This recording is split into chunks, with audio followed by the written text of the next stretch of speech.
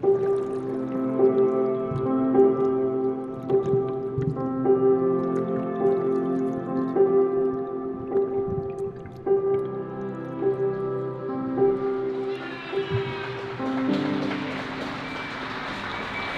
hey, hey, hey, hey, hey! J24! Et on est de retour, avenue Pierre Grenier avec tous mes voisins. Yes! Salut les voisins! Wouhou! Ah, des gens d'IO sont enfin ressortis. Hier, il y avait personne tout en haut. Il y avait une petite forme hier. Aujourd'hui, ça va un petit peu mieux. Ouais! Moi, j'ai les deux mains prises, donc je peux faire moins de bruit. Je vous crie dans les oreilles, c'est tout. Il y a des petites vaches, toutes petites, un peu timides les vaches. Quelle pêche on avait quand même ces dernières semaines! Allez les voisins! Il y a du monde en haut. À demain! Bon, comment allez-vous? C'est notre 24e jour. Hello Luna. C'est notre 24e jour de confinement. On est là à la maison et on lâche rien. Au taquet. Les voisins sont un petit peu moins en forme, je le sens. Je sais pas si vous regardez les vidéos précédentes, vous verrez, le niveau est un petit peu moins exubérant que d'habitude. Mais ce n'est absolument pas le moment de perdre notre enthousiasme. Le sujet dont je vais vous parler aujourd'hui, c'est justement ce qui fait que certaines personnes perdent leur enthousiasme, c'est de la liberté. On nous a enlevé une partie de la liberté à laquelle on est habitué, et du coup, forcément, on peut en accuser le coup à la longue, quoi. Quand ça nous a à la longue, une semaine, 2 semaines, 3 semaines, là on est en train de on a fini la 3e semaine, on est en train de finir la 4e semaine, donc il y a beaucoup de gens qui certainement commencent à accuser le coup émotionnellement, physiquement aussi. Toutes les vidéos que je vous ai fait précédemment, c'est dans le but de se préparer, parce que notre liberté physique va certainement être restreinte pendant un certain temps encore. Faut vraiment l'accepter. Il faut faire le deuil pendant un temps de notre liberté de mouvement. C'est essentiel. Et donc, recycler ce dynamisme auquel on est habitué à l'extérieur dans d'autres formes d'accomplissement. Donc, la liberté, c'est pas seulement de pouvoir faire des choses, c'est avant tout de pouvoir choisir ce qu'on fait de nos pensées, ce qu'on fait de notre mental, donc de notre psychologie, ce qu'on fait de notre corps et ce qu'on fait de nos émotions. Donc de notre énergie en règle générale. C'est ça la vraie liberté, c'est pas en fait d'être inféodé à des compulsions qui font que j'ai envie de faire ça et je peux pas, et ça me fait me sentir mal. Par exemple, si j'ai envie de boire un verre avec mes copains dehors et que je ne peux pas le faire et que ça me fait me sentir mal, quelle est véritablement ma liberté? Parce que si je suis libre que lorsque je peux faire ce que je veux, lorsque je ne peux pas le faire et que je suis pas libre du coup de ce que je ressens, est-ce que c'est une vraie liberté ou est-ce que c'est plutôt pas, ou est-ce que c'est pas plutôt un inféodage, je sais même pas comment on dit, mais qu'on est en fait l'esclave de nos compulsions. Donc cette dimension de liberté qui aujourd'hui est un petit peu limitée par rapport aux activités qu'on peut mener, par rapport à ce qu'on peut faire, finalement elle doit nous faire réaliser que notre véritable liberté, c'est pas ce qui se passe à l'extérieur, mais c'est comment est-ce que on se comporte par rapport à ce qui se passe en nous. Parce que voilà, c'est ça le truc. La vie, c'est duel. Vous voyez, il y a le jour, il y a la nuit, il y a la vie, il y a la mort, il y a le masculin, il y a le féminin, il y a le bien, il y a le mal. Si vous voyez cette partie de ma main, vous ne pouvez pas voir cette partie-là. Donc, on a en fait une perspective. Mais ce qui est fondamental, c'est que tout ça, c'est en nous. Il n'y a pas une partie de moi qui est liée à la vie, une autre qui est liée à la mort, une qui est liée à l'amour, une autre qui est liée à la haine, une qui est liée à la joie, une autre qui est liée à la tristesse. C'est toujours moi dont il s'agit, donc il y a toujours une unité. Et le choix que j'ai, c'est ça ma liberté. C'est sur quoi je veux mettre mon attention. Est-ce que je veux mettre mon attention sur ce qui va mal ou est-ce que je veux la mettre sur ce qui va bien? Parce qu'il y a toujours cette dualité. Regardez, si on a la possibilité de travailler, eh bien on va souffrir de notre travail. Si on n'a pas la possibilité de travailler, on va souffrir du fait qu'on ne peut pas travailler. Vous voyez ce que je veux dire? Il y a toujours en fait cette dimension duel, où lorsqu'on a un truc, on n'a pas l'autre truc. Lorsqu'on voit un truc, on voit pas l'autre truc. Donc, comme la Lune, on voit une face de la Lune et on voit pas l'autre face. On est toujours capable de faire nos choix. Et c'est ça notre vrai pouvoir, notre vraie liberté. C'est lorsqu'on réalise que lorsque on est en train de tourner dans notre petit intellect à vouloir toujours sortir, extraire quelque chose d'une situation, salut Antoine, vouloir extraire quelque chose d'une situation plutôt que juste de la vivre pleinement, qui est notre vraie liberté, on ne pourra jamais trouver le vrai bonheur. Parce que le bonheur, c'est à la bonne heure, c'est dans l'instant présent. À partir du moment où je projette un jugement sur quelque chose en disant c'est bien ou c'est mal, je me suis directement extrait du moment présent. Donc, il y a une petite histoire que je vais vous raconter, enfin une histoire, une grande histoire, une histoire qui était de la vie qui a eu lieu, qui s'est produit durant la vie de celui qu'on appelle le Bouddha, donc de Siddhartha Gautama. Bouddha, d'ailleurs, je vais vous dire l'étymologie de ce mot Bouddha. Bouddha, ça vient de Buddhi, qui veut dire intellect, et de Dada, qui veut dire donner.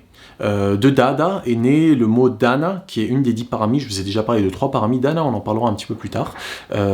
Ces précédents jours, je vous avais parlé de 3 paramis, la vérité, la tolérance et la forte détermination. Donc Dada, ça veut dire donner, remettre. Le même sens en fait que le mot islam. Islam qui veut dire remettre, sans remettre en fait. Donc Bouddha, ça veut dire celui qui a remis son intellect, celui qui s'est débarrassé de son intellect, qui est en gros au-dessus de l'intellect. Et pour nous, la plupart, on est dans l'intellect. Et l'intellect, c'est un outil qui est ultra utile. C'est l'outil, en fait, grâce auquel on a pu construire tout ce monde de confort et d'opulence dans lequel on vit, qui était déjà formidable, hein, la nature était déjà extrêmement opulente, mais on l'a transformé, on l'a, en utilisant des choses qui nous semblaient utiles et en laissant de côté ce qui ne nous semblait pas utile, on a réussi à sortir en fait des choses de cette nature qui était déjà extrêmement abondante. Donc on a utilisé notre intellect pour segmenter, pour diviser, pour classer, pour discriminer. Voilà, ça c'est bien, ça c'est pas bien. Et c'est ultra utile l'intellect. Ceci dit, lorsqu'on vit notre vie juste au travers de l'intellect, et donc qu'on coupe tout, c'est comme si on cherchait à recoller des morceaux en utilisant des ciseaux. C'est pas possible. Ce à quoi on aspire le plus profondément, c'est au bonheur. Tout ce qu'on fait, ça a une seule vocation, même si on le fait dans une dimension qui parfois est idiote, c'est quand même avec l'idée, avec l'intention d'en retirer du bonheur, autant de bonheur qu'on veut. Et ce bonheur, c'est tout simplement, et ça me président, je sais pas quitter Subliminal Picture, mais je veux absolument pas être président parce que je sais les responsabilités que ça implique, donc la politique, ça ne m'intéresse pas. Ce qui m'intéresse, c'est la sagesse. La sagesse pour moi, la sagesse pour vous. La sagesse pour nous tous, parce que plus on est sage, ouais c'est marrant Lubna, plus on est sage, plus on sera heureux.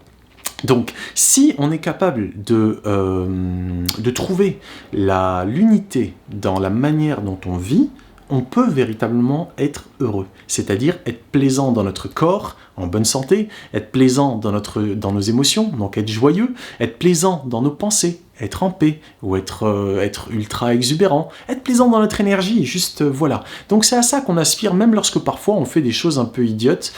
Antidote, je sais pas quitter, mais salut.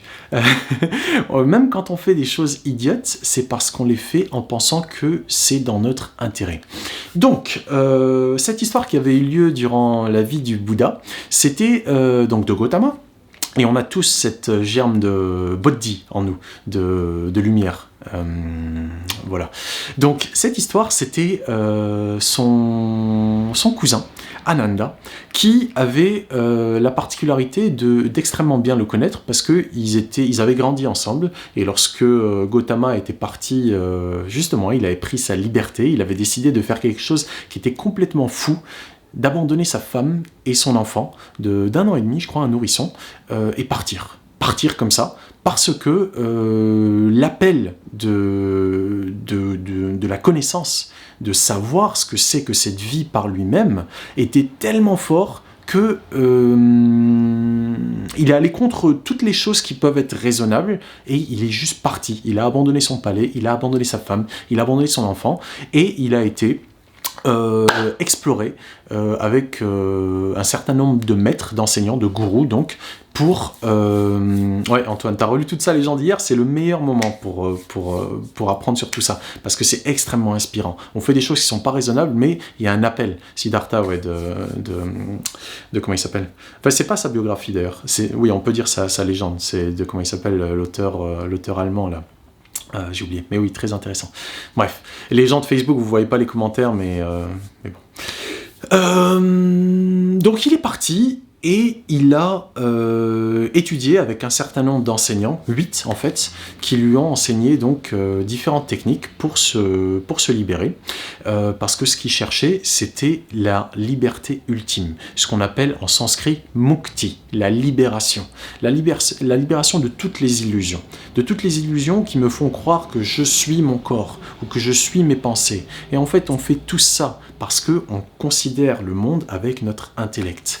Et cet intellect, ce sont des impressions qu'on a accumulées et qui se sont imprimées en nous et qui sont devenues nous. C'est-à-dire, on s'est identifié, voilà mon opinion, voilà mon club, voilà ma nation, voilà mon travail, voilà ce qui m'appartient, voilà ce qui m'appartient pas, voilà ce qui est important, voilà ce qui l'est pas. Donc, il a été étudié et il s'est libéré. Donc, quand il était prince, avant donc de partir, cet individu, Ananda, était donc son cousin, donc ils ont grandi ensemble. Donc Ananda, il avait cette particularité de non seulement l'avoir connu avant qu'il devienne éveillé, mais également d'être un de ses disciples les plus proches. Et donc, à la période de la mousson, généralement, quand il partait, c'est ce qu'il faisait en fait Gautama avec ses disciples, il partait en fait à travers l'Inde, le nord de l'Inde principalement, et il transmettait Vipassana. Il transmettait cette technique de méditation dont j'ai parlé, le J8, vous pouvez la trouver sur YouTube ou sur Facebook, et donc il transmettait Vipassana, le Dhamma. Dhamma, c'est la nature, c'est la loi de la nature, la loi universelle de la nature, la manière dont le monde fonctionne, indépendamment de la matière, mais tout ce qui est la source de tout, en fait, ce qui est la source de la vie, sans rentrer dans les considérations religieuses, c'est juste cette énergie primordiale qui est la source de tout. Et donc, il transmettait donc le Dhamma, il transmettait Vipassana, la technique elle-même de méditation, et ils avaient pour tradition de ne pas passer plus de 2 jours chez qui que ce soit, pour ne pas peser sur leur hôte, et donc pour ne pas être être une charge. Mais pendant la période de la mousson, ils avaient l'habitude de faire une exception. Donc ils s'autorisaient, parce que c'est une période qui était un peu dangereuse, ou située dans la jungle ou dans la forêt, et qu'il pleut, tu peux pas forcément ils pouvaient pas forcément s'abriter, il y avait des animaux sauvages, etc. Donc ils s'autorisaient, le Bouddha les autorisait à cette période-là à passer 2 mois et demi, 3 mois à un seul endroit, à partir du moment où ils avaient été invités, voilà, à le faire. Donc Ananda, un jour qu'il était dans un village, donc juste avant la période de la mousson, un jour qu'il était dans un village à demander l'aumône, à chercher sa nourriture, il y a une prostituée qui l'a vu, et c'était un beau jeune homme, grand, fort, et elle lui propose, donc c'est un moine, elle lui propose, tu peux venir rester avec moi. Donc Ananda refuse pas, mais il dit pas oui non plus, il dit il faut que j'aille demander à Gautama. Et donc quand il va voir Gautama, il lui demande est-ce que je peux rester avec cette dame-là, voilà. Et donc cette dame étant une prostituée, à chaque fois quand c'était dans un coin, dans une ville ou dans un village, il y avait donc l'assemblée des gens qui viennent de la ville, du village. Et donc tout ça c'est public, hein. Donc il lui demande est-ce que je peux rester avec cette dame. Donc les gens, sachant que cette dame est une prostituée, ils informent Gautama, enfin voilà, ça émerge d'informations, et donc Gautama lui dit, écoute, vu que cette dame semble vouloir t'inviter, qu'elle est heureuse de t'avoir avec elle, oui, bien sûr, il n'y a pas de problème. Et donc les gens, ils disent, il a perdu la tête, Gautama, ça y est La spiritualité est partie, c'est quoi ces trucs, une prostituée? Donc les gens s'offusquent. Et Gautama leur dit, bah écoutez, moi, si je vis comme ça, en tant que moine, où j'ai tout abandonné, tout du monde matériel, c'est parce que j'estime que c'est la manière la plus puissante de vivre sa vie. C'est ce qu'il leur dit. Il dit, si cette femme a une manière plus puissante de vivre, eh ben moi aussi je vais y aller. C'est-à-dire que si elle est plus puissante dans sa manière de vivre que celle d'un moine, c'est-à-dire qu'elle risque de le dévoyer, et ben c'est que la manière qu'elle a de vivre est plus puissante, tout simplement. Donc Gautama leur répond ça, et Ananda va donc vivre avec cette dame, cette prostituée. Les jours passent, les gens le voient sortir avec des vêtements, parce que comme il fait froid, elle lui donne un truc en soie, donc il le protège un peu. Il dit ah ça y est, il est foutu le bonhomme, il est complètement dedans.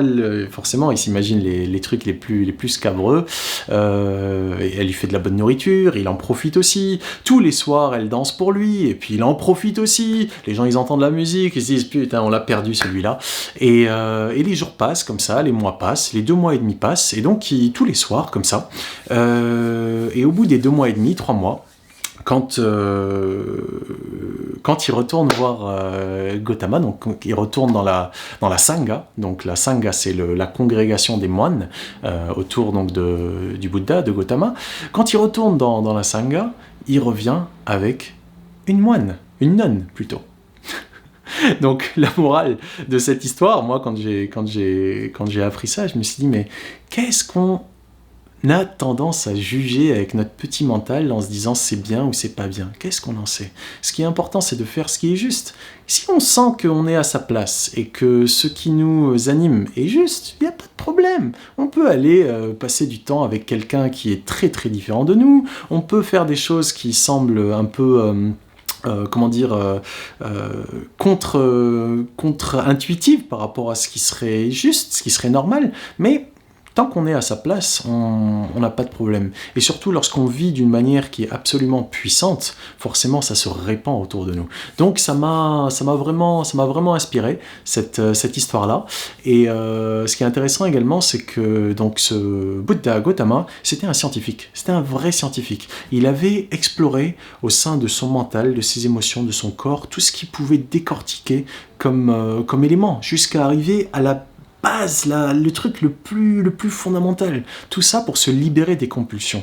De ces compulsions qui sont des choses qu'on a accumulées de l'extérieur et que, en faisant, on pense qu'on est libre de les faire parce que on le choisit. Mais en fait, on l'a pas choisi. Ce sont des choses qui se sont imprimées pour nous et qui, du coup, ne nous laissent pas le choix. On fait ça de manière absolument compulsive. Donc moi, par exemple, j'ai réalisé que le chocolat, c'est une immense compulsion pour moi. Donc quand j'ai du chocolat, je suis heureux, j'ai du chocolat et je me sens libre de le manger. Mais en fait, c'est pas forcément de la liberté. Je suis enchaîné à ce truc. Donc j'y travaille. C'est vraiment un truc. Là, je vous dis, c'est comme, tu vois, j'ai pas de problème avec la cigarette ou avec l'alcool ou des trucs comme ça. Mais voilà, moi, mon gros truc, c'est le chocolat et j'en ai conscience. Et du coup, je le travaille petit à petit. J'essaye d'apprécier le chocolat en conscience, pas de me descendre 2 tablettes sans forcément même apprécier. Donc, ce qui nous anime, qu'on pense que c'est notre liberté, parfois il faut se poser la question, se dire ouais, sortir, aller faire ci, aller faire ça, est-ce que ce n'est pas plutôt une compulsion? Et dans la compulsion, il ne peut pas y avoir de liberté, il n'y a que en fait de la souffrance, parce que si on ne le fait pas, on est misérable. Et la véritable puissance, la véritable manière de vivre sa vie d'une manière puissante, c'est lorsqu'en fait on n'a besoin de rien ni personne. Si notre bonheur, notre bien-être est inféodé, c'était ça le terme que je cherchais tout à l'heure, si notre bien-être est inféodé à quelqu'un ou quelque chose, on n'est pas libre. Donc aujourd'hui, notre liberté est effectivement très réduite par rapport à la mobilité, mais c'est le chocolat, c'est la vie, Loubna. Je suis d'accord avec toi, mais il faut l'apprécier, il ne faut pas le manger de manière compulsive. C'est ça encore qui me... C'était un autre commentaire sur Instagram. Bon, de toute façon, vous le savez maintenant, à force Facebook, c'est là qu'il faut être à 20h. Après, on re-regarde sur Insta, sur Facebook, etc. Donc, lorsque on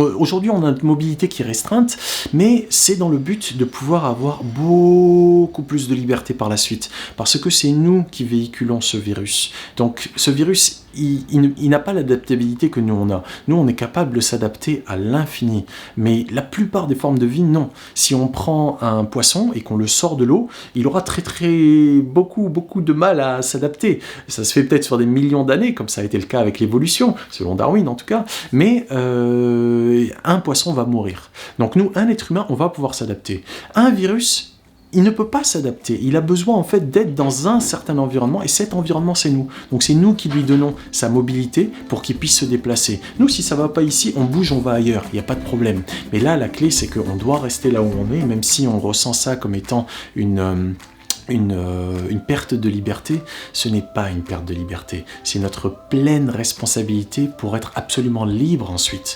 Donc si on cède à nos compulsions, plutôt que de respecter les règles qui ont été mises en place pour que l'on puisse tous vivre au mieux cette période de confinement, on ne fait pas vraiment ce qu'on veut en fait, on fait ce qu'on est obligé de faire par nos compulsions. Donc ce n'est pas de la liberté, c'est de la bêtise, c'est de l'idiotie, c'est pas de l'intelligence. Notre liberté, c'est de faire ce qui est juste pour nous et pour les autres. Et c'est là qu'on est vraiment libre, parce qu'on se libère d'avoir besoin de quoi que ce soit ou de qui que ce soit pour se sentir bien. On se sent bien, peu importe ce qui se passe à l'extérieur. Ce qui se passe à l'extérieur, on ne peut pas le décider à 100%. Par contre, ce qui se passe à l'intérieur, ça doit être 100% notre libre arbitre. C'est là que se situe notre libre arbitre. Voilà, je crois que j'ai fait le tour de ce que je voulais vous raconter. Chers amis, chères familles, je vous remercie de votre attention, je vous remercie d'être là, de continuer à être des vies prospères, qui sont heureuses, qui sont joyeuses, qui sont positives. On est tous dans cette aventure-là, et espérons que dans quelques semaines, dans quelques mois, on en sortira grandi, on en sortira plus sage, on en sortira plus heureux, plus reconnaissant, avec plus de gratitude pour ce que la vie nous met entre nos mains. Et je serai là encore demain à 20h pour essayer de vous dire un truc pas trop con, peut-être 2-3 trucs si j'ai de la chance, si vous avez de la chance. Et sur ce, je vous dis une big boom, bonne année.